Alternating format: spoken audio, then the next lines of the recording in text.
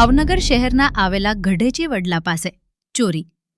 ભાવનગર શહેરના આવેલા ગઢેચી વડલા પાસે એક તેલની દુકાનમાં લાખોની ચોરી કર્યા હોવાનું જાણવા મળ્યું.